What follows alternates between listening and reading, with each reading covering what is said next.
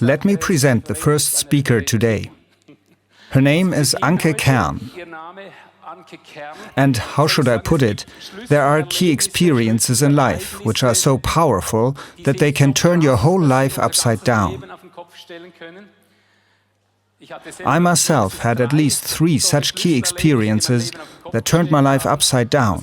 The first one was when God came into my life.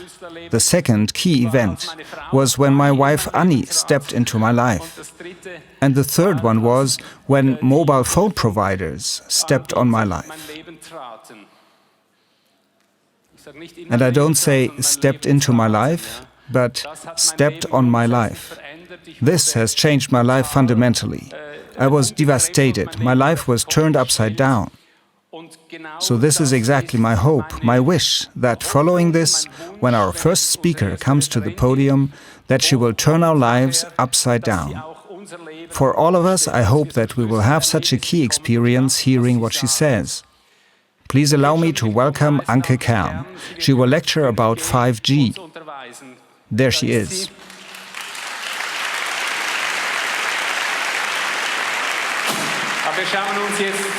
But first, let us look at her personal background, and then she will come up here. Anke Kern, born in 1962 in Herford, Germany. Married. Has 1 grown-up daughter. Education, 1983 to 1987, studies in business administration, diploma thesis about environmental policy in the Alpine regions. Activities, 1987 to 1999, she worked for a research institute, Focus Wood Research. Since 2003, independent teacher with body and energy work and care for life.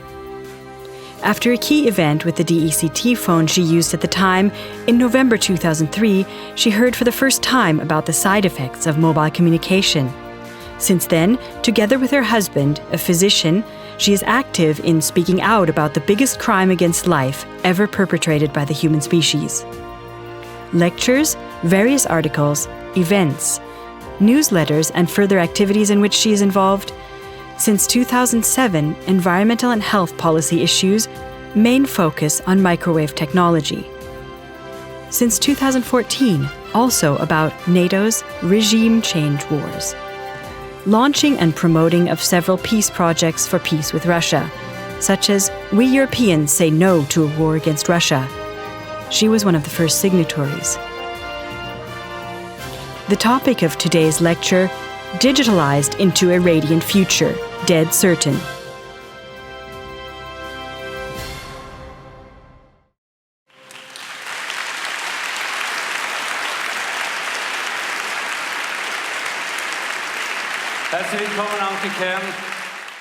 A hearty welcome, Anke Kern. An unbelievably controversial topic. It's about life or death.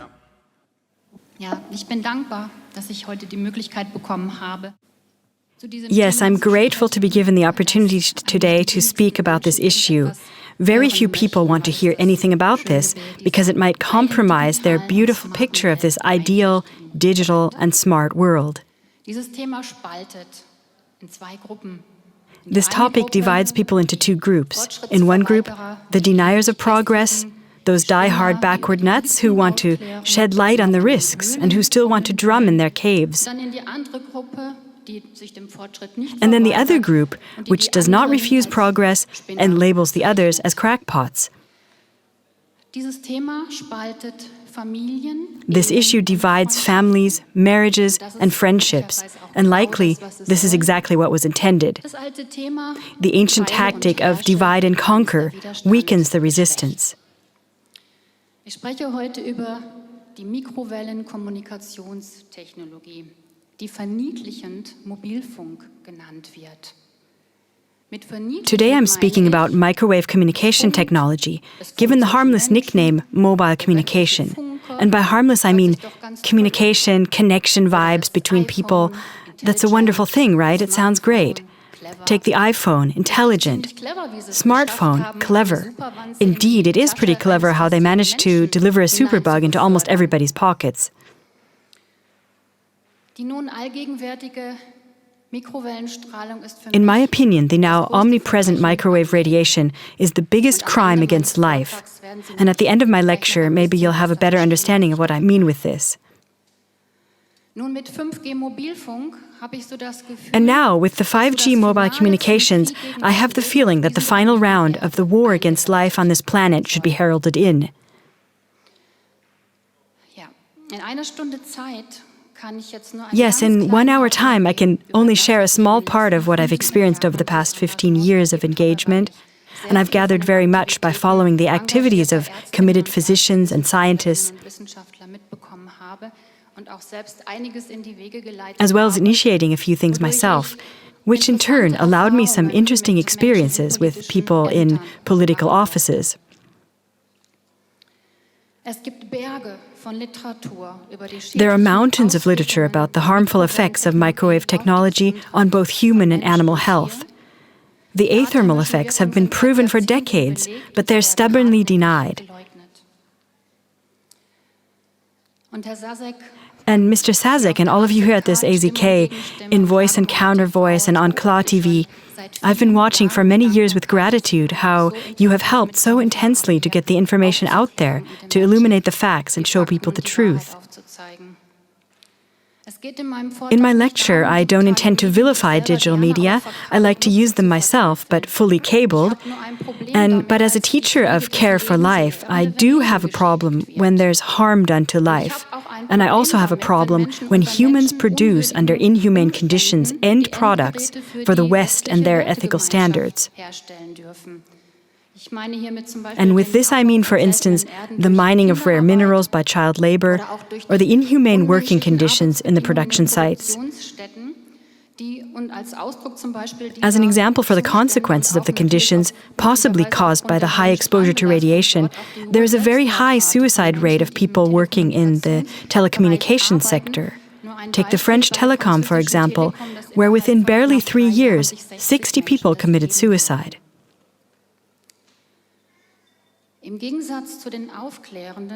In contrast to those who shed light on the facts about genetic engineering or about glyphosate, we who point out the facts about this issue have to withstand an incredible headwind from the entire population. I could write a thick book about what I've experienced in the past 15 years with people who prefer to look the other way. How come so many people who are active in the healthcare sector have this health-damaging microwave technology in their medical practices? Or how is it that environmentalists absolutely do not want to know anything about the disappearing of the bees, the dying off of trees near mobile radio transmitters, or about the probable interference with our weather? Are they all hypnotized in some way? Or are they hindered in being able to, or wanting to understand, without even noticing it? An old Indian proverb says, whoever has recognized a problem and does not contribute to its solution is part of the problem. I personally decided to be part of the solution, just like many of you who are here today. Dass es jemanden stört, dass ich diese Aufklärungsarbeit mache, zeigt mir der Umstand, The fact that since spring of 2016 I'm being followed by people of certain services shows that somebody is disturbed by my awareness-raising activities. They behave so conspicuously that I see them. They show themselves. Maybe they want to intimidate me. Despite this, I'm standing here today, maybe precisely because of that reason.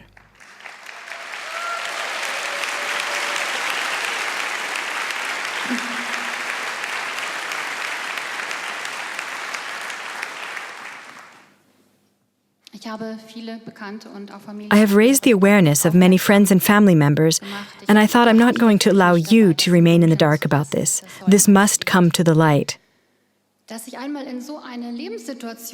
I never could have imagined I would ever get into such a situation in life.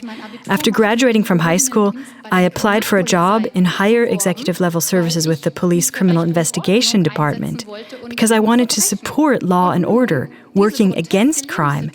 And now this grotesque situation, I'm helping to shed light on crime, and I'm under surveillance for that. Nach einer Weile bin ich ganz schön wütend geworden. And to be honest, at the beginning, I was really scared. But after a while, I became pretty angry and ultimately sad that there are always people who do this kind of job, who want to hinder other people who are bringing truth to the light and striving for peace.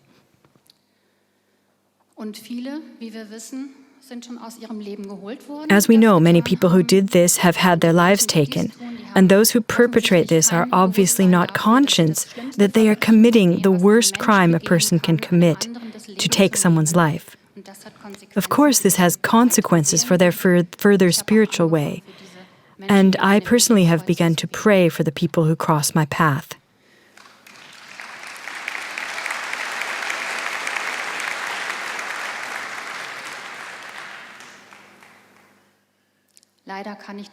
Unfortunately, I cannot get to the point of this issue in 1 minute, but if I had to, maybe I would do it like this.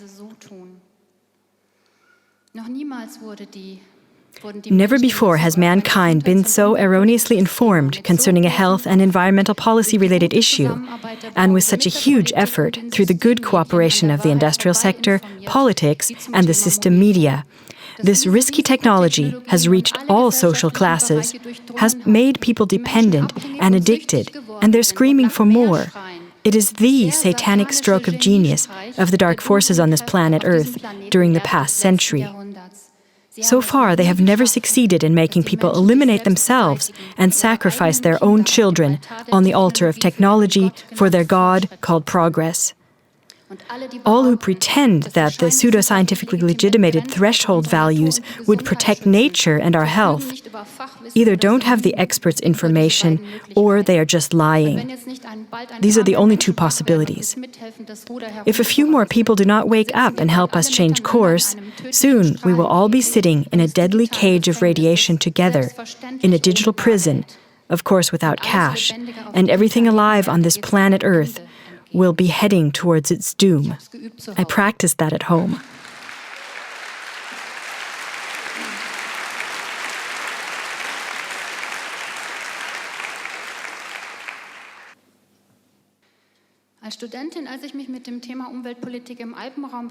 As a student working on the issue of environmental technology for alpine regions, I thought how nice it must be to work for an environmental agency doing this valuable work, which is also so important to me.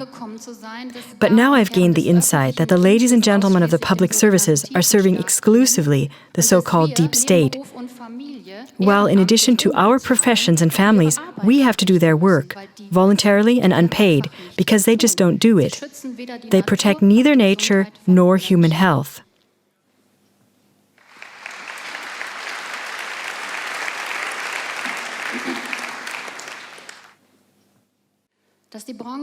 In a way, it is understandable that this industry is not interested in bringing to light the downside of their products. But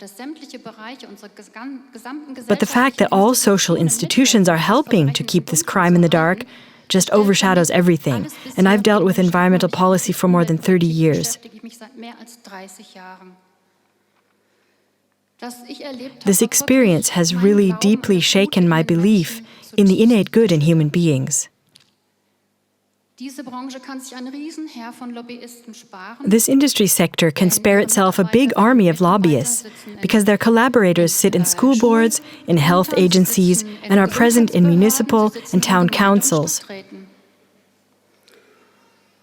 In this context, I want to refer once again to the book The Bought State by Sasha Adamek and Kim Otto, published in 2008. And another book, which I really recommend you buy, published in 2003 by the journalists Grasberger and Kotterer, with the title Mobile Communications, a Field Experiment on Humans. Published 15 years ago, it shows particularly the networks of politics, media, and the mobile communications sector, and offers a truly all-encompassing view of this issue, even down to microwave weapons technology, which uses exactly those athermal effects, which officially don't exist.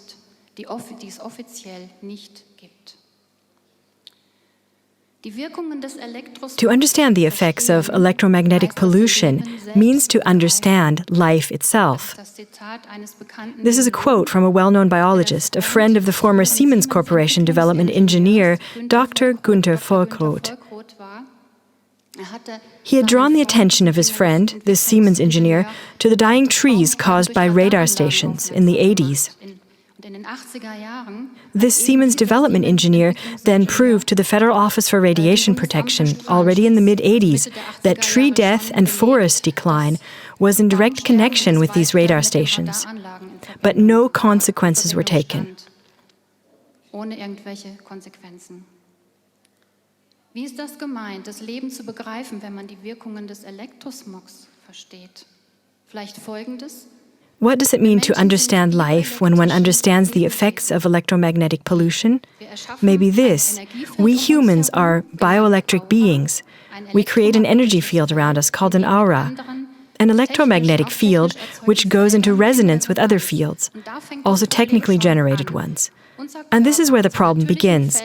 Our natural fields are confronted with those technically generated, and our organism has to cope with that, with foreign information, with frequencies that don't exist in nature.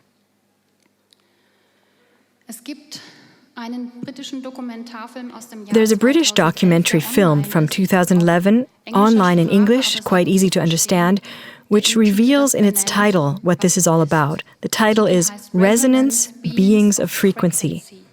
The title reflects that we humans are beings of frequency.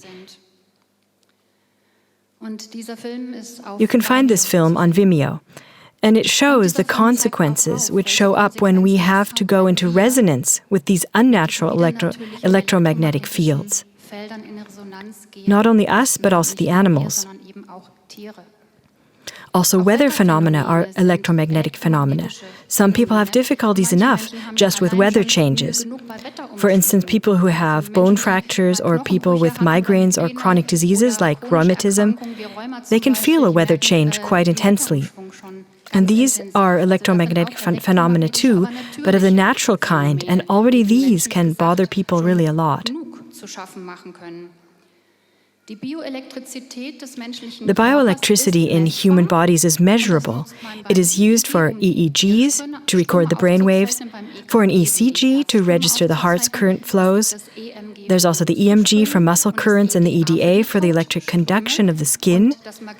And the magnetic field of our brain or heart can be measured even meters away from us.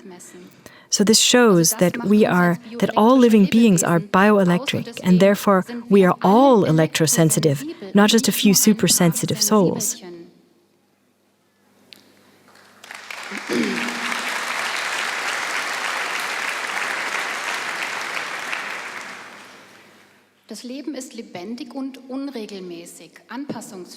Life is vibrantly alive, erratic, and adaptable.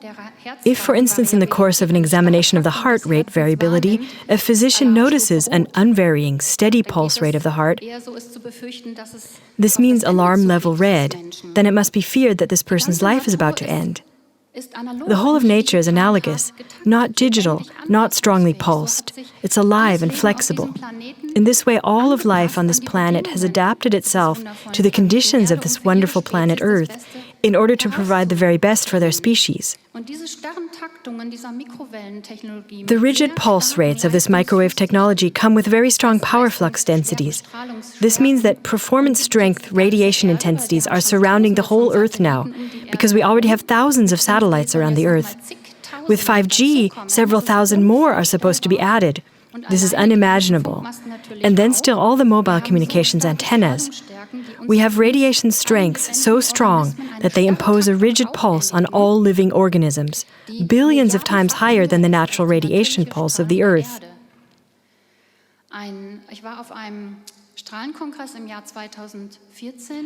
I attended a radiation congress in 2014. One of the speakers was a former Secret Service agent, Barry Trower. Maybe you've heard of him. He presented a pretty good example exactly about this rigid pulse. He said, imagine you weigh 60 kilograms and you're jumping on a trampoline, one of these big ones where someone else can join in. And then a real heavyweight of 120 kilograms gets on and begins to swing in his own rhythm. Do you think you could still jump in your own rhythm, or would you have to adapt to the stronger one? This is what he said. We have no choice at all. This stronger momentum is stronger than we are, and it imposes its pulse on us. In the 90s, Dr. Leberecht von Klitzingen found in his studies at the University of Lübeck, Germany, incredibly strong EEG alterations caused by mobile phone radiation. In a recent study in the course of his investigations, he found something highly alarming. He irradiated his test subjects a whole day long with Wi-Fi, and the next day the muscle currents were measured. After this irradiation, for 30% of the test subjects, this measurement was superimposed with a 10 beat per second pulse. This means that on the skin of 30% of these persons, the Wi-Fi pulse was still measurable, and this even before the main muscle examination started, and although the Wi-Fi exposure was from the day before. That's this kind of memory effect. And still they're not able to determine what the actual consequences are, but I get a bit uneasy when I read this. You can read it in the latest brochure of the Initiative for the Protection of Man, Environment and Democracy, issue number 11, which is online. The title of the issue is Electro-Hypersensitivity, Risk for Individual and Society. As mentioned before, it can affect everybody. Over many millions of years, the Earth has developed in a natural electromagnetic field. As I said, all living beings are living with the biggest possible adaptation to the conditions here on Earth. My current view is, and many people think the way I do, that the human species is busy at the moment, particularly fast now, digging a big grave called Earth, unless the planet is destroyed beforehand, soon because of being misused as a weapon of war. The US scientist Dr. Rosalie Bertel has shown in her book Earth, the Latest Weapon of War, that military experiments could really endanger even the whole planet itself, not only the life it's bearing. Maybe the Earth would be glad if the human species as a parasite would finally be gone. Then nature could breathe again. But now, as a matter of fact, it's about the survival of this wonderful water planet. The physician and scientist, Dr. Karl Hecht, professor for experimental and clinical pathological physiology, quite a lot of titles.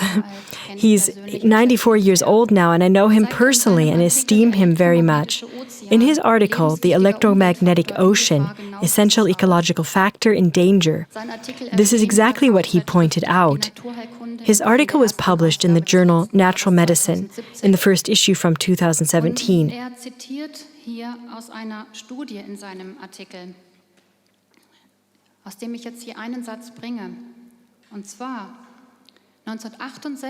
And in this article, he quotes from a study, which I'll read now, namely in 1968, the US government had been asked by scientists and physicians to realize a study about the electromagnetic environmental contamination. In 1968, and the report came out in 1971. And I'll just quote this one sentence. If in near future appropriate precautions and controls are not introduced based on a fundamental understanding of the biological effects of electromagnetic radiation, in the coming decades, the human world will enter an era of ecological contamination by energy, which can be compared to the chemical contamination of the environment today. End of quote. So this was already known in 1971, and now we're right in the middle of it, and 5G is still going to be added on top of this. So far, there are no controls, no precautions or accurate information for the population, nor has a sustainable policy, as claimed in numerous appeals, been put into place up until today. The impacts on health. Now I could, as I said before, there are mountains of specialist literature on this subject, a vast wealth. I will show you just a few particularly explosive points of relevance for our society. I have also considered the question of what it is that makes us ill. Among the people with whom we work together, there are also several environmental medical experts. In a conversation I had with one of them, he told me from his perspective that 80% of people who are ill today today are ill due to the contaminated environment, including unhealthy nutrition. Of course, we also ingest certain substances with our food. A certain Christian politician bestowed this upon us so that we may consume glyphosate a few years longer due to legislation legalizing its use on fields and meadows. And let me bring up a few of the numerous non-thermal effects which officially do not exist. For we should know this so we can even understand at all what it means when 5G and then later 6G, which is already in the planning, are imposed. The massive increase of psychological disorders, including depression, is generally known. One factor which concerns all of us is consistently left out of the whole public debate. While for people like us who have been addressing this subject for a long time, it is totally clear that it's going in this direction. Namely, through the technically generated electromagnetic radiation, our hormone responsible for joy of life, feelings of happiness, driving force, the serotonin, is reduced dramatically. And this has been proven by several studies. It's not surprising. For instance, when we have a reduced melatonin production, out of melatonin, serotonin is produced. When there's only a little melatonin, there will also be equally little serotonin. In Allgäu, Germany, where I live, in the years 2006 and 2007, a team made a proper investigation and published it in 3 specialist journals. Blood analysis were made, and hormone values were taken before a mobile radio transmitter was put into operation. Then, several times after the transmitter was put into operation, new blood values were determined. There were significant alterations in the amounts of both serotonin and melatonin. For a 12-year-old girl, it went even so low that she was at risk of committing suicide. The serotonin level sank that low. A well-known physician from the USA, maybe you've heard of Dr. Dietrich Klinghardt, he said the following at a congress in 2006 about this issue. I quote, "The main effect of exposure to radiation in this range is not cancer or leukemia or other things we are going to present here, but the decrease of the feeling of being alive, joy of life, zest for living, courage, creativity, the more subtle things." End of quote. And what he presented as the other things, they were really shocking enough.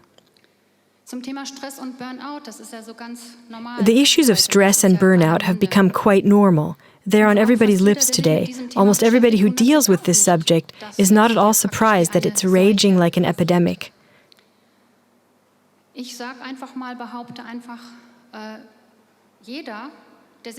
And I would claim that everyone who is exposed to this radiation, sooner or later, depending on constitution and medical history, comes into a pathological energy deficit, a so-called burnout. It's only a question of time.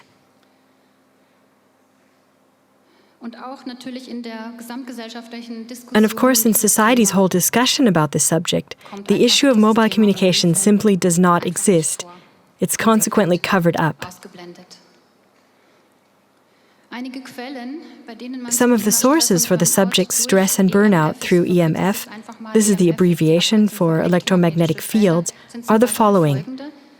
The title of a very comprehensive book we have here in Germany is Stress Through Electricity and Radiation, written by Wolfgang Maes, an expert in metrology and the field of building biology, and at the same time a journalist.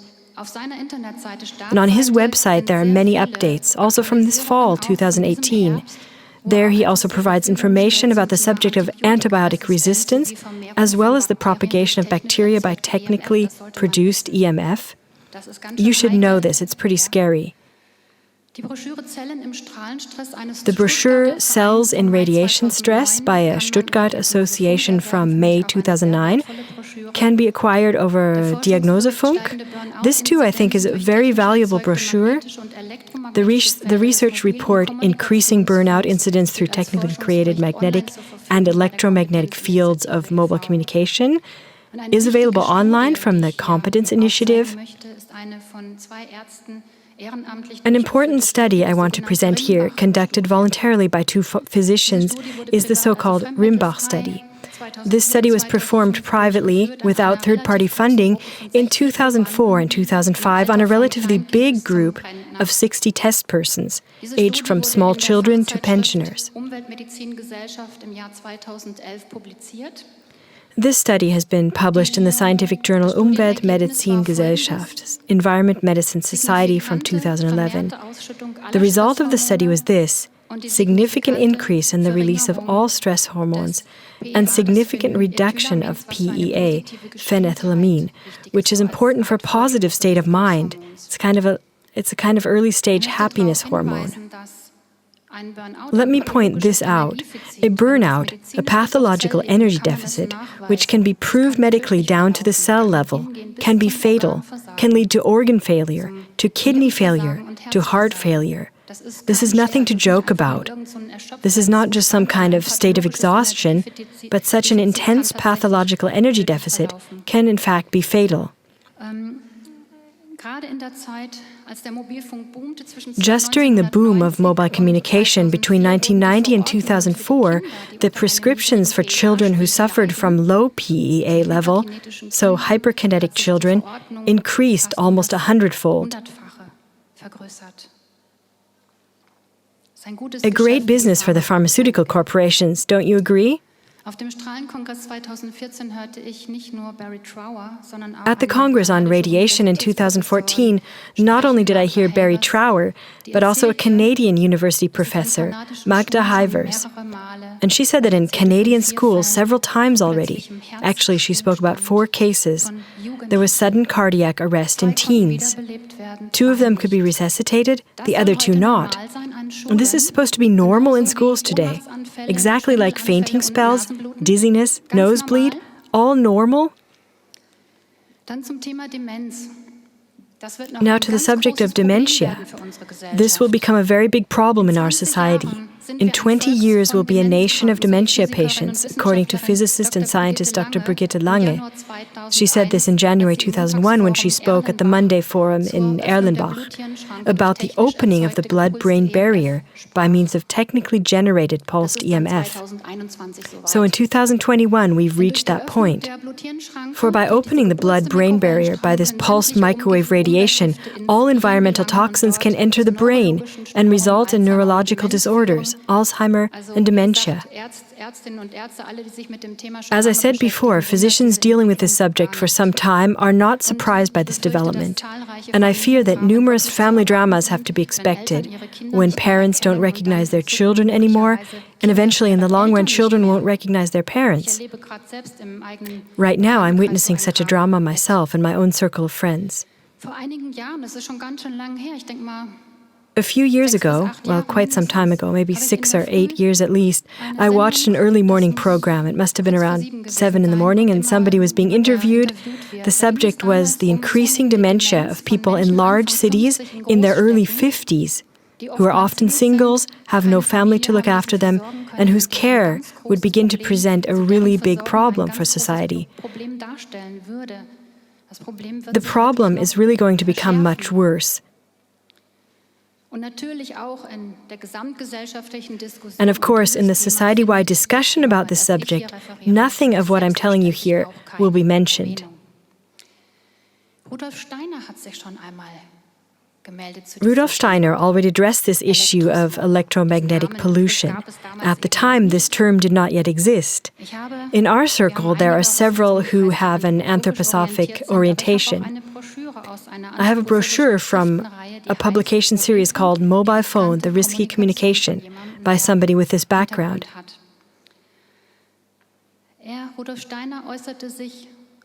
Rudolf Steiner said the following about electric currents. It eliminates understanding also. At that time, the term electromagnetic pollution, short electric smog, did not exist. This term was created only in the 70s when the biologist Dr. Ulrich Warnke was doing research on bees at the University of Saarland. And the bees really are disappearing, right? Is there anywhere in the discussions about the bees disappearing a single remark in public that there could possibly be a connection to this and that there are even clear studies about it? No, it's never mentioned. What would Rudolf Steiner say to the current situation? I would love to interview him. Now about cancer. The cancer risk through this kind of technically generated radiation has been proven. I would like to point out my article for the OHA, Radiation from Mobile Communication and the Repressed Cancer Risk, which is online. Did you know that in 2011, the World Health Organization classified mobile phone radiation in the category 2B? That important study, such as the Europe-wide reflex study, carried out at 12 research facilities in 7 European countries, have proved it causes double-strand breaks in human DNA, as was only proven before to be caused by X-ray radiation and technically generated radioactive radiation. Further study results have confirmed this.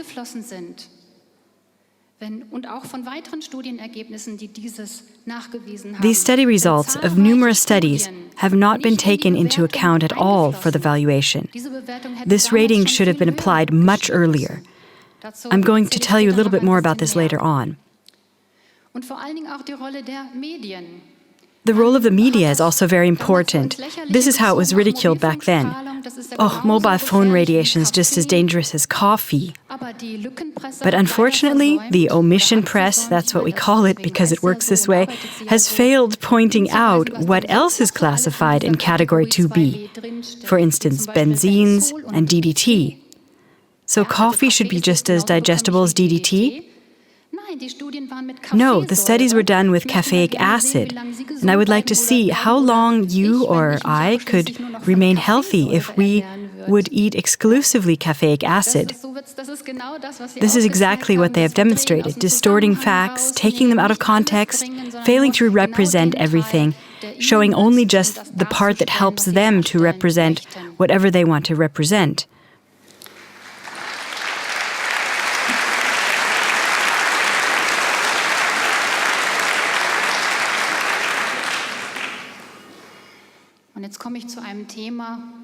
And now I want to speak with you about one of my favorite topics, the element water, a very wonderful element. We are living on this water planet, and we humans are water beings.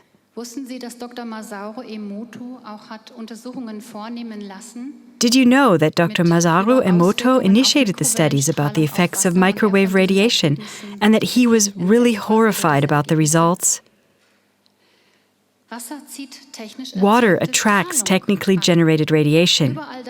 Wherever we have the highest amount of water in our body, which is the brain, the blood, the glands. That's why, for instance, in Fukushima or wherever else these nuclear catastrophes occurred, glandular cancer, leukemia, brain tumors are big issues. Microwave radiation, and this can be proven, if I had the measuring equipment here, I would measure the air and then hold the probe into water, and you would notice how loud it becomes. So water attracts this radiation. This can be proven. And what is particularly terrible about this subject is that fetuses in the womb, growing babies, are surrounded by water. So you can imagine for yourself what this means. I know from people working in this sector, also from Barry Trower at the Congress, that there are very, very many premature births caused by this. And I can only say these unborn souls, they are fleeing, literally fleeing from the body. This is how I see it. They cannot bear this radiation anymore. The souls prefer to go away again. And in my circle of friends, I've just seen this happen, that a woman 7 months pregnant with twins, a friend told me about this, she had to be taken to the hospital, an emergency by helicopter, and on the way to the hospital, both her 7-month-old babies died in the womb. And this is not a rare case these days.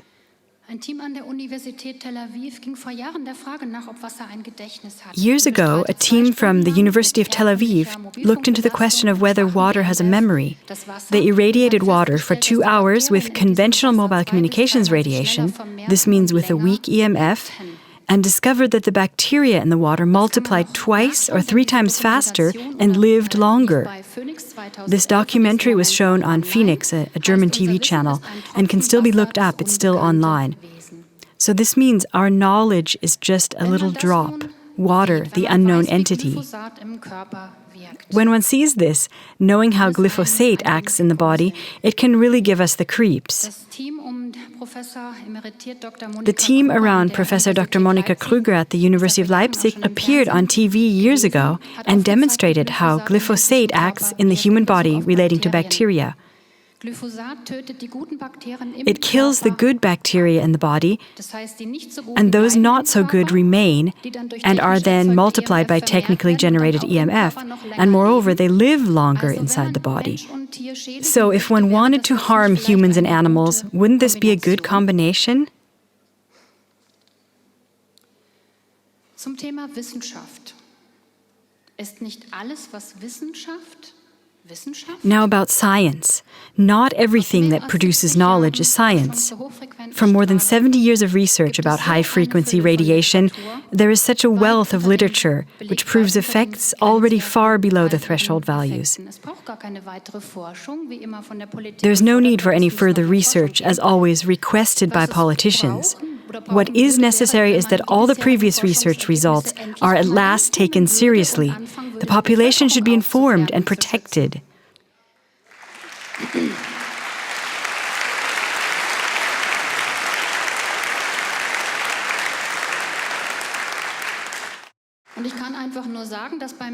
All I can say is that with the level of science existing at the time in 1992, when the first mobile phone transmission mast was built in Germany, this kind of technology simply should never have been developed any further. Actually, the scientific state of knowledge was already that clear.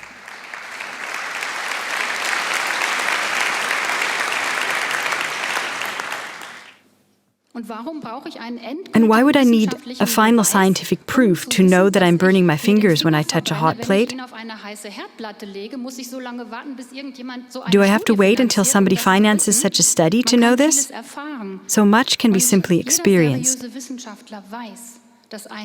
And every serious scientist knows that a scientific proof can never be achieved on humans. That's a fact. I pointed this out in my article, Unknown Warnings About a Risky Technology, which is online at Free21. Actually, I listed there all the appeals which have been made so far, since 1999 approximately. By the way, according to officially recognized science, all of you here in front of me are corpses or plastic dolls filled with gel. For this is what the threshold values were tested on. This is today's approved science, quite macabre. One could say, welcome back to the Middle Ages. The journalists Kotteder and Grasberger also illustrated in their book, Mobile Communications, a Field Experiment on Humans, how scientists are treated and how they're discredited and denounced as unreliable. The filmmaker Klaus Scheidsteger has shown this also in his fascinating documentary, Thank You for Calling, which reminded me very much of that description. They try to hit people below the belt, make them appear dishonorable, as if someone who shouldn't be listened to anymore. This is exactly how it's done. So people who just do not see through these defamation tactics have simply not yet awakened out of the matrix. What do authorities in public offices and political offices know? This is a very important point for me, which results from this joint engagement of physicians and scientists. And I can say that in decisive positions, they are all informed by committed people. Already back in 1984, someone I know personally wrote a letter to the federal chancellor at the time, Helmut Kohl, and told him that he can prove by technical measurements that the forest decline is directly related to the electromagnetic pollution. No response came. In 1998, the Environment Minister Trittin likewise received a letter from the same man, actually from an electronics company in Allgäu, Germany, in which he was told that they could show him a few things and provide measuring tools free of charge. They got no response from Trittin, just as I didn't.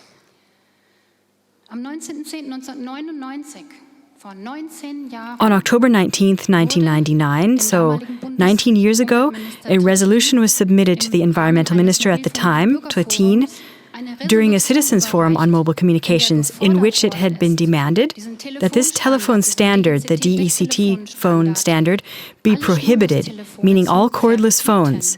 That was 18 to 19 years ago. This resolution was supported by physicians of various organizations, such as the Society for Environmental Medicine, the Institute for Environmental Diseases, and the Ecological Physicians Society. It can be found also at the website of maze.de under the title Prohibition for Cordless DECT Telephones Requested. Today, these DECT phones are present in nearly every home. In 2001, a Munich physician wrote an open letter to Jürgen Trittin. I want to quote here just one sentence.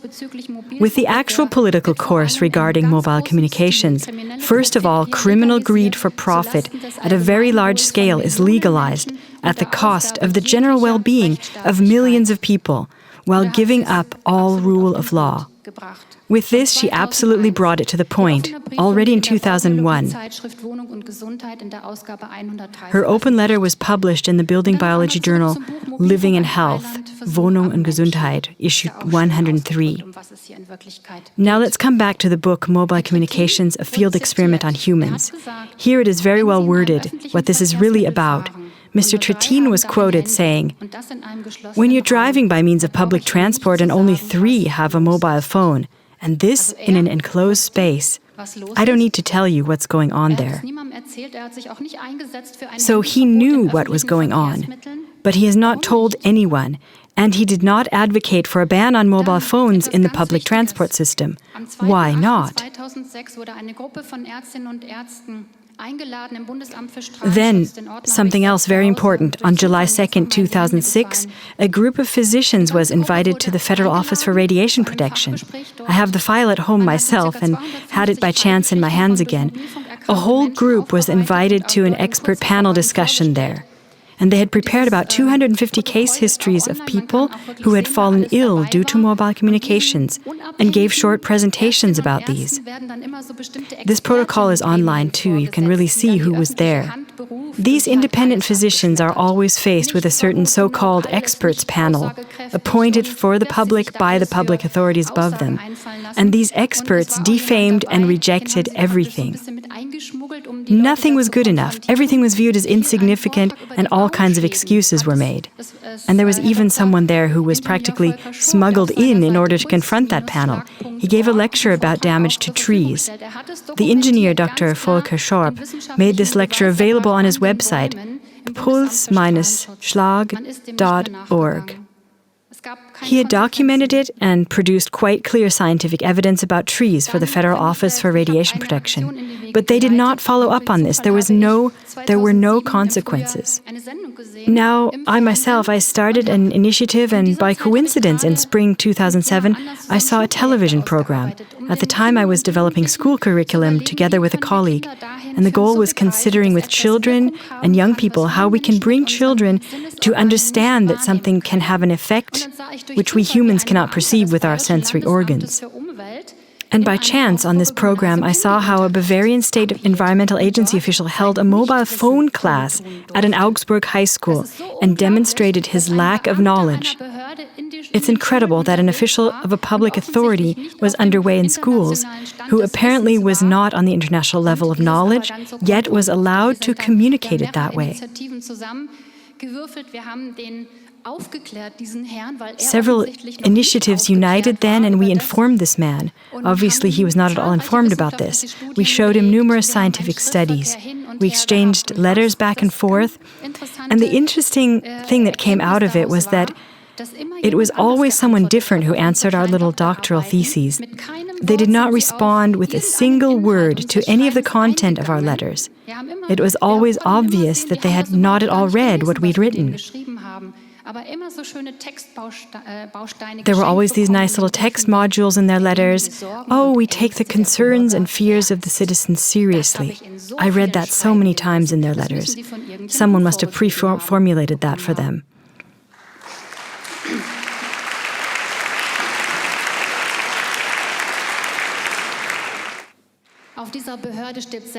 Of course, on the building of this public service authority, there's a mobile transmission antenna, the Bavarian State Environmental Agency.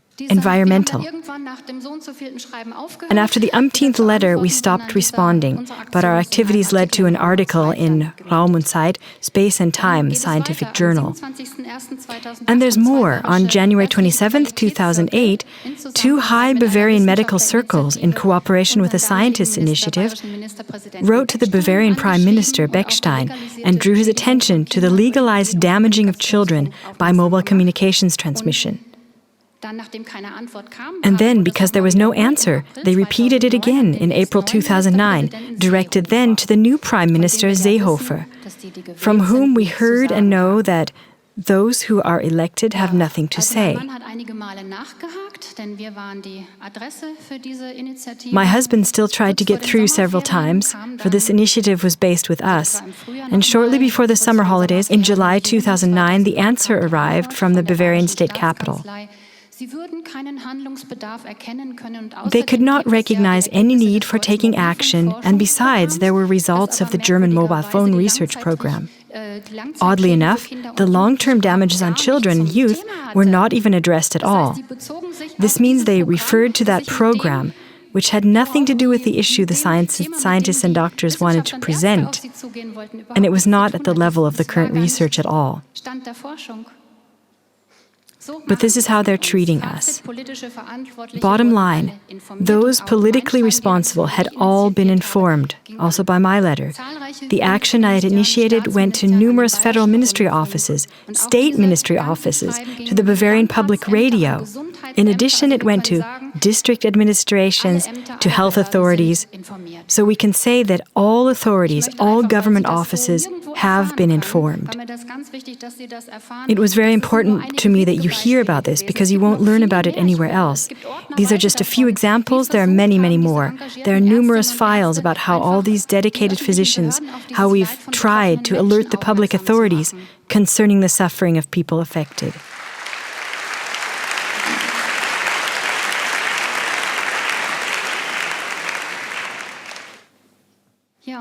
And to be honest, the fact that the child protection organizations limit themselves to offering media competence courses, sponsored by mobile phone providers, reveals the whole perversity of this in our society. And whoever hears anything about the sufferings of those people who are sick due to technically generated EMF waves,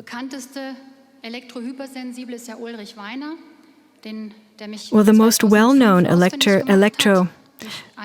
well-known electro-hypersensitive person is Ulrich Weiner, who got in touch with me in 2005 through one of my open letters. But officially, this cannot exist, because officially, radiation does not make you sick, so he probably lives in the forest for some other reason. A woman with a strong public presence, a well-known person, the most prominent of EHS, electro-hypersensitivity patients. EHS means when the last drop has caused the barrel to overflow, so to speak, an electrosensible being has developed a hypersensitivity. So these are people who suddenly develop problems finding it difficult to move around normally in our society. There's also a highly prominent person, namely the former World Health Organization director, Gro Harlem Brundtland. She became well known in 2002 when she declared in an interview, I believe with the Danish Dagblad, that each time she used a mobile phone, she got a very strong headache. This even went so far that all colleagues around her had to deactivate their mobile phones, and they even tested it. Every time someone with an active mobile phone came into the room, she immediately sensed it. And this was true, and she is the best-known person concerned with what officially doesn't exist. And then in a documentary, a WDR documentary about Ulrich Weiner, the man who lives in the forest, a physician demonstrated that also animals are affected. Ulrich and a llama were equipped with a portable ECG strapped to their bodies, and they walked uphill on a forest path unknown to Ulrich, where a transmission mast threw a side beam on the forest path. This was monitored by technical measurement, and she pointed out in this film, for everyone to see, it's online, that at the same point in time when Ulrich's heart rate went up, also the Lama's heart rate increased. In fact, it was exactly where the radiation of the transmitter came in strongest. Now, does this mean that the Lama would urgently need a psychotherapist, like the cattle of the Swiss farmer Stürzenegger, and the cattle and calves of all the other farmers too?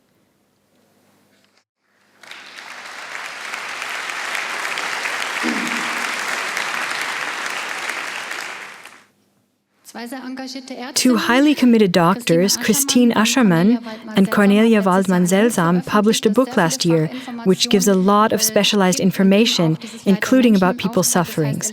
Its title is Electrosensitive Radiation Refugees in a Radio Networked Society. I myself know some young people who cannot continue with their university degree because they're so strongly affected and there's nowhere where they can work at the moment. The ZDF TV program Planet E, Pathogenic Mobile Phone, reported about a 15-year-old student who suffered under Wi-Fi sensitivity. And this student, she did not want to be recognized in the film for fear of defamation. And now where have we ended up in this society when people who suffer have to hide for fear of being ridiculed? This is something that unfortunately can be seen very often in this smartphone world. And I know this from doctors as well, that there is a loss of empathy and that the ability to resonate has gone down somehow. This may be connected with the oscillations, the rigid pulsations which are being imposed on our lives. Empathy means being able to resonate with somebody. It's all about vibration, right? Now, this is the really sad part of my speech, but I don't want to withhold it from you. Sometimes people are so desperate that they even commit suicide. The most notorious case was the former Lutheran pastor from Oberammergau who fled from the radiation in that place years ago to the Baltic Sea area. He recovered there until several fourth-generation LTE transmission masts were set up around his house. I know about this case because he was in contact with me. He told me on the phone and in emails about the enormous heart pain he suffered from. Others have confirmed this as well. Persons affected who suddenly had LTE transmission masts set up, they all had severe heart rhythm disturbances and heart pain. Already with the fourth generation of mobile communications. Of course, this made all of us very sad. We had offered him an asylum at our place, but he took his own life in February 2013. There was a very big notification in the Süddeutsche Zeitung, which all of us activists, or at least many of those jointly committed, have supported. And this year, a woman in her early 40s committed suicide. She was one of my husband's patients. Maybe you can sense a bit the drama we see behind the scenes. By the way, the German Chancellor Angela Merkel said in her speech, the annual summer interview, that democracy also means protection of minorities. For many years now, so-called white areas are being demanded for people who want to live free of mobile communication radiation. No one is interested. Concerning trees, Ulrich Weiner was one of the first to show me that trees can serve as antennas. In a no-radiation zone in Allgäu, where we met at times, he placed an antenna on a tree and we listened to Russian radio. I also wonder why there is no discussion with regard to the subject of weather. This technology consumes vast amounts of electricity. Of course, this plays no role in the energy policy changes, and technically generated electromagnetic fields are continuously sent into the air where they encounter natural electromagnetic fields. And again, as a reminder, electromagnetic fields go in resonance with each other. And it is possible that this has something to do with our chaotic weather, with all we've been experiencing lately. I want to draw your attention now to an article, Microwaves Make Water Evaporate. Isn't it so that we have a lack of water at the moment? Could this be a coincidence? Well, then, what are their plans for the 5G mobile communications? Connecting virtually everything with the network through the Internet of Things. Then we will not be allowed to own a car anymore. Instead, we'll be obliged to sit in remote-controlled computers. This could also be pretty dangerous for people who give such lectures like I do, right? Or for others, too. This is very dangerous.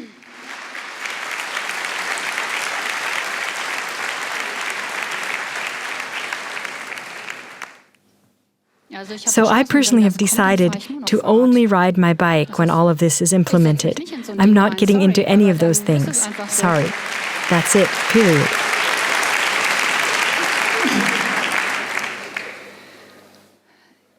Is it possible that the goal of all this is surveillance? To store all the data around us, to know everything about us? The U.S. government advisor Brzezinski, a well-known man, is quoted as follows in the book The Think Tanks by U.S. journalist William Engdahl. I quote, "The technotronic area is marked by the gradual appearance of a more controlled and directed society. Such a society would be dominated by an elite, unhindered by the restraints of traditional liberal values. Soon it will be possible to guarantee an almost uninterrupted surveillance of every single citizen and to keep up-to-date records where even the most private information about citizens is stored. The authorities could have direct access at any time." End of quote. This is what Mr. Brzezinski wrote in the 70s in his book Between Two Ages. So it was planned long, long ago.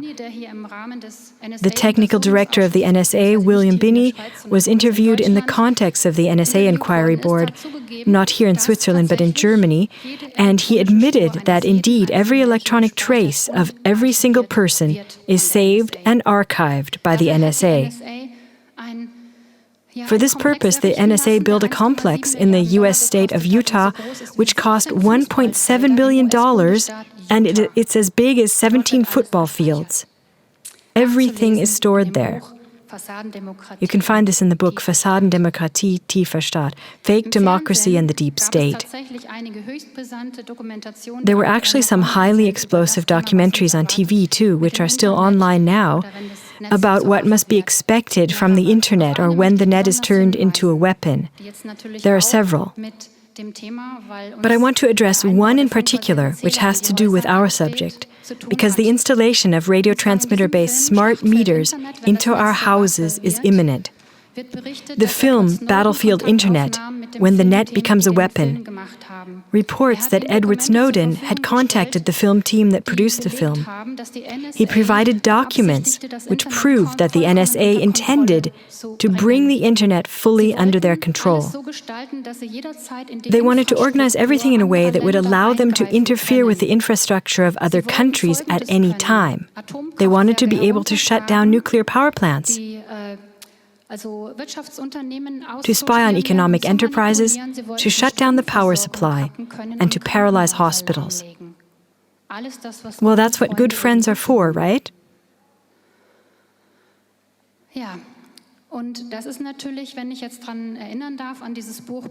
Oh yes, and I want to remind you of the book Blackout by Mark Ellsberg, which describes a real danger. One might think politicians who get something like that underway cannot be quite right in the head. But there are also truly honorable Secret Service agents, like Kevin Shipp, already presented in Klar TV, who reported about the criminal schemes of the U.S. Secret Services. Also the former British Secret Service agent, Dr. Barry Trower, who reported about the use of microwave technology and declared how dangerous these pulsed frequencies really are. By the way, the film app states, "He who owns all the data can manipulate everything." Even more threatening is the possibility to erase all of the traces in the net.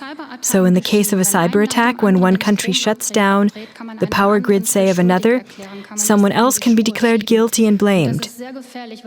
And this is very dangerous because NATO has taken the liberty to invoke the Mutual Defense Clause, which is then valid when they find someone who performed a cyber attack on one of their countries. And when they arrange it in a way that the Russians can be blamed, then at last they have their reason for attack, to destroy Europe, to paralyze everything. This is the really dangerous part of the battlefield internet.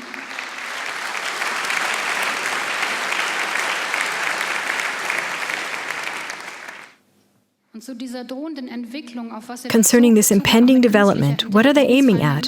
Also with artificial intelligence, by the way, repeatedly several American movies come to my mind.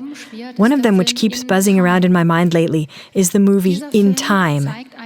This movie shows a sequence where a mother dies in the arms of her son because he did not succeed in time to transfer lifetime onto this crazy digital display on her wrist that indicates her lifetime. So lifetime, which is acquired by merit, but defined by someone else. This seems to me so much the point that it made me think, are they already giving us a hint via these Hollywood movies about what they're planning for us? Yes, I believe they are.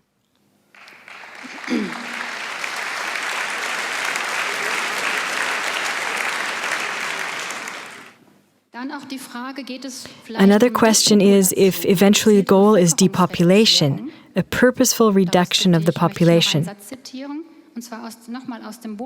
Now, I want to quote another thought from William Engdahl's book, The Think Tanks.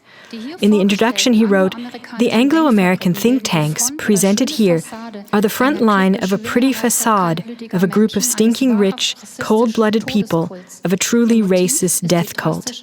Their motive is the drastic reduction of the world's population." I heard Mr. Engdahl lecture when he presented his book at the COP Publishing Congress. He said that 30 years of investigation are included in this book, so I believe he is not just telling some nonsense. It is a fact that also with regards to the depleted uranium bombs, which NATO always likes to use in their illegal wars of aggression, contrary to international law, by the way, that a US scientist came right out and said that clearly, right from the beginning, the plan was depopulation. It is the French-German US scientist Lauren Moore who has also pointed out strange parallels to these wars of aggression. Actually, in Serbia, many young people have already died of cancer, and the current new cases of cancer have dramatically increased. What's more, also the feigned reason for the attack against Serbia was nothing but a lie, just as the pretty little test tube in Colin Powell's hand. I think the truth must be brought to the light, because a good future cannot be established on lies.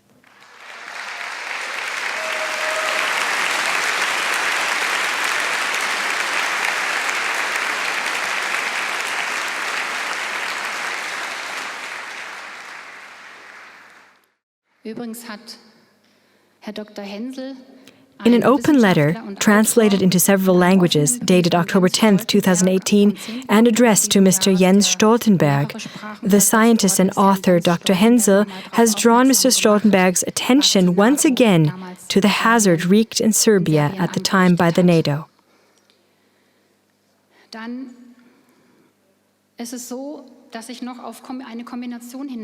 Then I want to point out a combination which one finds with these wars of aggression. The NATO uses bombs enriched with depleted uranium. The people there can have serious damage through technically generated radioactive radiation.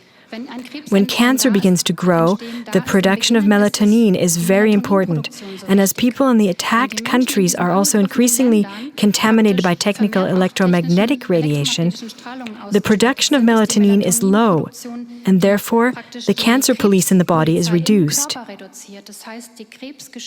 This means that the cancer rates in these countries will rise even more rapidly through this combination. We simply need to keep this in mind. Melatonin is, so to speak, the cancer police in our body. Also, Professor Sam, who already performed research for the German Telekom at a very, very early stage, said that melatonin studies should be given priority. Indeed, at a very early stage, also the German Telekom was aware of this, informed by a study done by Ecologues Institute, which is online too. Back in the year 2000, they already knew, as a result of that study, that under mobile communications radiation, the development of cancer can be faster and more fatal. So yes, also inside telecom, someone knows. Environmental doctors or people busy in the environmental medical sector know that no more new technology in this branch should still be added. The daily routine in hospitals is already now so serious, so dramatic, that they cannot even imagine it could get even worse with 5G mobile communications. It's so dramatic already today.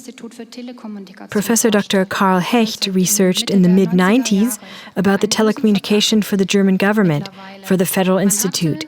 In the meantime, I have a nasty suspicion he was chosen because he had a very good contact with Russia. He was appointed to find out by means of long-term studies or Russian specialist literature how big the risk would be from technically generated electromagnetic fields on humans. He had 1,500 studies at hand, selected 878 of them, of which 60 were long-term studies with a big number of test persons, so really significant. And he found out that in the first 3 years, through field exposure, an increased stimulus was recorded. So hyperactivity, increased secretion of stress hormones, we know that. And between the third and fifth year, a kind of a quiet period followed where nothing developed significantly. But then it headed strongly towards burnout, extreme exhaustion, fatigue. Remember, we're in the middle of the chapter titled Possible Planned Population Reduction. And in his study, he found out that 20% of people are resistant. I wonder if he was appointed to find out how many people could be wiped out in the long run if we are all irradiated. For me, this question is more than justified, considering the actions of our political responsibles in the past decades. Can I ask you this question now? Does everything happen as intended? I would say yes.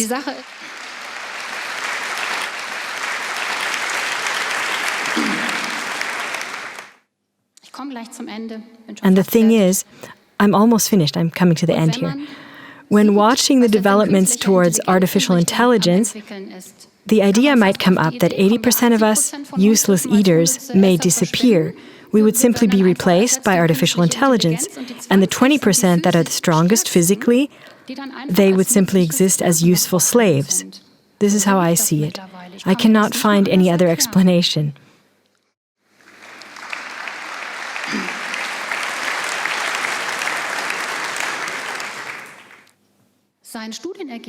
He was supposed to present the results of his study before the Federal Environment Ministry, and until today this lecture has not arrived there. Instead, his study was published in issue number 6 of the Competence Initiative, which is online as well, with the title About Consequences of Long-Term Exposure to Electromagnetic Pollution. This study was published privately.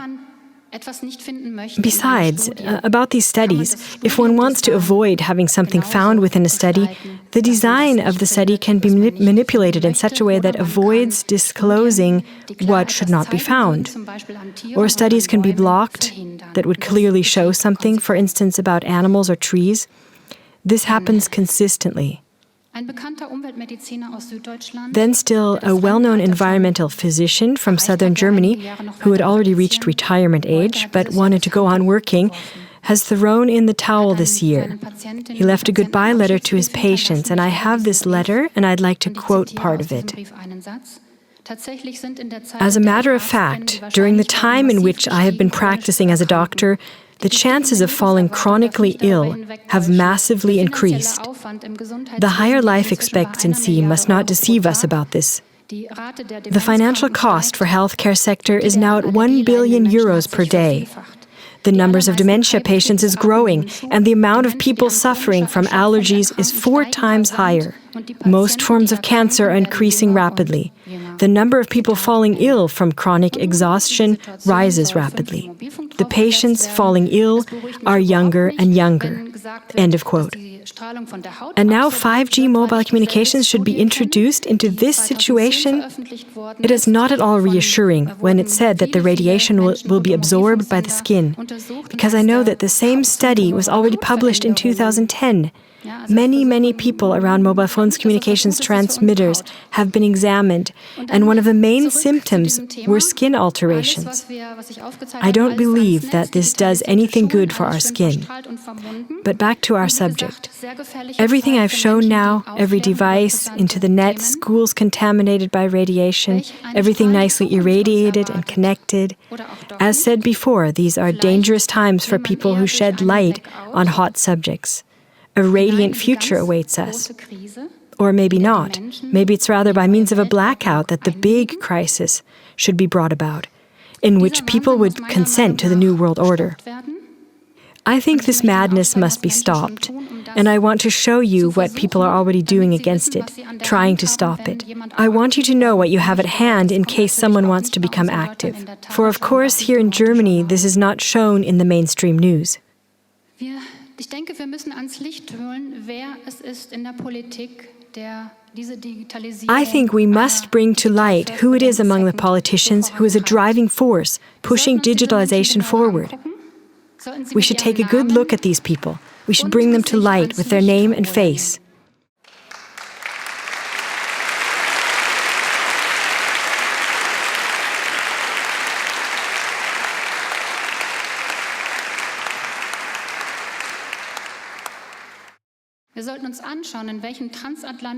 We should take a look at the transatlantic pacts and the think tanks in which they are involved. Even now, in Wikipedia, a few things can still be looked up. One thing becomes clear. The problem is that people have looked away for far too long, and this threat could easily take root in the dark. Also, as far as financial data is concerned, they want us all to gladly send them our data via the tax office program called Elster. It's not a strange coincidence that in German, the name of this program is the same as the name of a thieving bird as well, a magpie in English. It's meaningful, isn't it? Nachtigall, ich hör dir trapsen irgendwie, oder? So.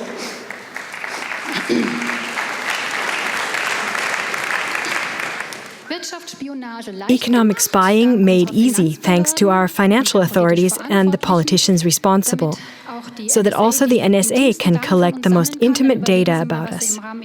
Just consider all the data you hand over with a tax declaration, and it's mandatory. And then, above all, also in the health sector and so on. In the future, the doctors also have to cooperate. If they don't, they will be punished. And we should ask ourselves, who are these ladies and gentlemen in politics? Are they all rather vicarious agents of the U.S. Secret Services? I recommend strongly that you read the book Facade, Democracy and Deep State, On the Way to an Authoritarian Era. There it's outlined what the neoliberal agenda means, namely that humans and nature are supposed to serve for the profit of a few. And then knowing this, we understand what kind of agenda is brought forward here, also with reference to the subject of mobile communications. So what can we do if we want to do something about this? Don't participate if possible. Where you can, just don't participate. My husband and I canceled our mobile phone contracts at a certain point of our growing state of knowledge. We are online, but fully cabled, right?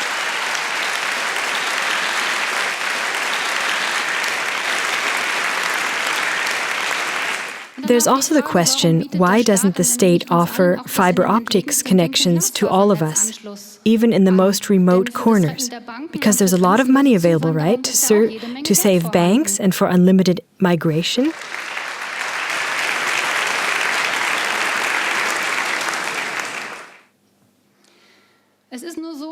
It's just that those who believe to be able to raise their vibrations so high that this won't concern them, because after all they go regularly to yoga, in the future they will be very busy because the frequencies will be raised up to 100 gigahertz. And then they'll have to vibrate pretty high. And it would be awesome if they could start teaching this to the trees and the animals too.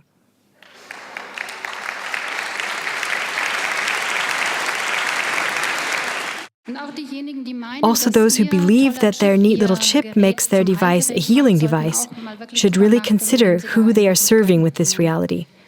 Unfortunately, the tipping method does not let one tip away from the subject. And people who believe that they are able to protect themselves mentally will have to consider that not all humans are yet as enlightened as they are, and that we others who are not yet as enlightened so far will need a little more time. So what can we do if we want to do something? There are several things going on at the moment. Namely, last fall, there was a worldwide appeal of more than 128 scientists and physicians directed to the EU with the demand for a moratorium and that everything must be tested before it is developed further. Then, on August 28, 2018, there was another open letter from a physicians' circle in Stuttgart sent to our Federal Minister Andreas Scheuer. And this should be known because there are enclosures that can be used by all who want to become active. This letter is published online. They wrote it in plain text that this has to be stopped. 5G mobile communications must not be developed further. And therefore, I think it is important to address politicians like him, namely those who are responsible, who have paved the way and decreed the laws. And currently, there's another international appeal in preparation, which will be presented at the World Health Organization, the UN, and the European Union, which will also be available online. The Work Group for Electrobiology in Munich sent an open letter to Elon Musk, who wants to send thousands of satellites into space. And this letter is also online on their website. These are all documents that can be really used by everyone. And there's yet another one, which I believe this month, or still in November anyway, is going to the World Health Organization, the UN, and the European Union. It's the so-called 5G Space Appeal. It's online and can be looked up. And what's more, in the context of 5G, even the threshold values are supposed to be raised. 4 weeks ago, in Brussels, there was a conference of the mobile communications companies, the ICNIRP. The private association, which specifies the limit values, was present with a chairman who claimed that there is still no proof of any athermal effect, that the only relevant damage by this radiation would be caused by the thermal radiation. Consequently, this means every hot water bottle is more dangerous than mobile phone radiation. Yes, this is today's science. And Professor Dr. Klaus Büchner, who represents the ODP in the European Parliament, he was present at this meeting, and he was the only one to remind that chairman that there are new study results, including these from the US NTP study, where scientists in the USA even demanded the classification in the highest category. That means that if this were implemented, it would mean the immediate stop for this technology. And you can imagine that everything will be tried to prevent this, if there really is the other agenda behind it, right? That's what we should know. In Germany, the limit values are particularly high. The Alliance for Nature Protection once said, this is comparable to the speed of light being applied as a speed limit on the highways. Nice, right? Eins habe ich noch, was können wir noch weiter tun? Ich bin der Überzeugung, dass jede Bürgermeisterin, jeder Bürgermeister... Okay, one more thing still. What can we do beyond this? I'm convinced that every mayor is responsible for us in the community, in the town. What if every mayor received a nice letter with these documents? What if he or she were made aware of what he or she would be co-responsible for if this community or town would install 5G mobile phone transmitters? I have already begun. I made our head mayor happy with such a letter.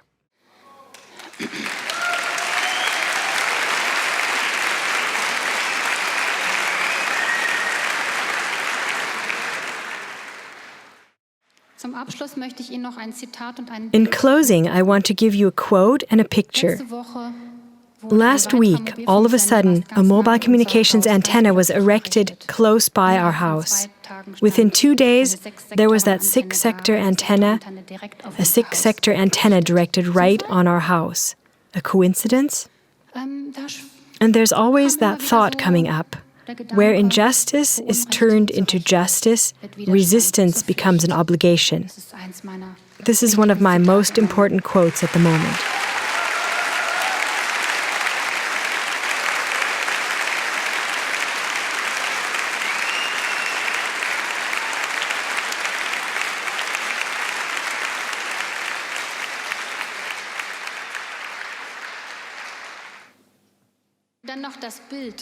And now to the picture. This was the quote, and now comes the picture. In order to distract myself from time to time, I have to consciously look at something different. And I like to go out in nature or watch nature documentaries. And one picture that just incredibly fascinated me is from that documentary about migrant birds. It's also shown in the movie theaters. They showed a swarm of starlings above Rome. A huge swarm danced, a collective dance in the sky, and the birds closed in on a bird of prey so closely that he spiraled out of the swarm.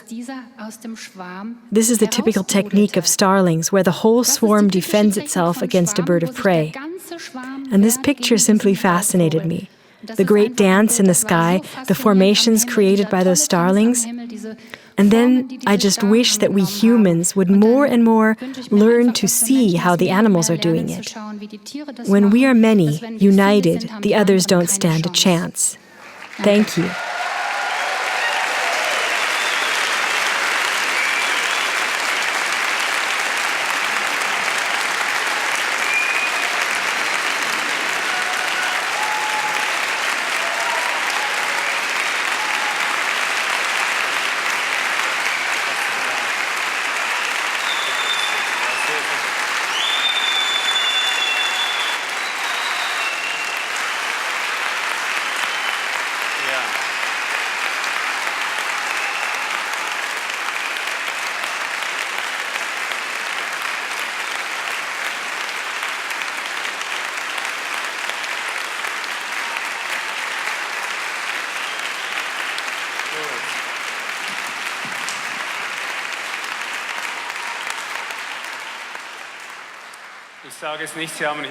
I won't say now that you just charged through open doors here, but there's a determination to do something about it here. Many valuable impulses. I visualize the count we made about who already knows all this. Actually, everyone knows it. For me, what was still missing is the public prosecution. Once more, I want to point to them. If there are any lawyers present here, and I call you justice too, and if you are here and can join in, you are part of the remaining justice. Here justice has the responsibility to interfere. Teach the people, teach us so we can instruct the people by means of Klar TV, VNC, etc. about how to write a criminal charge without getting personally entangled and without expenses. There's this criminal cases where the public prosecution has a duty to interfere. Most of us don't really know how to do this. So if any lawyers are here, get in touch with us so we can establish a real committee to distribute the tasks in order to bring this knowledge to the right authorities. And I want to stress that this has to be entered into a Vetopedia afterwards. For instance, we have written to this lawyer. There are the counter-statements. On Vetopedia, everything can be found that has been said, where the guilty parties are listed. This is this mayor or this politicians. We have full knowledge. We have to tell them already now, the responsibility will come back on your head. The knowledge is here, but you don't act. We have to force them to act. But for this we have to come together and do this very work and point out where the denials are. Maintain lists where these people are registered with their names. And we say the time will come where we will get you by the collar and that's it. Shall we do this? Again, my heartfelt thanks. This was fantastic.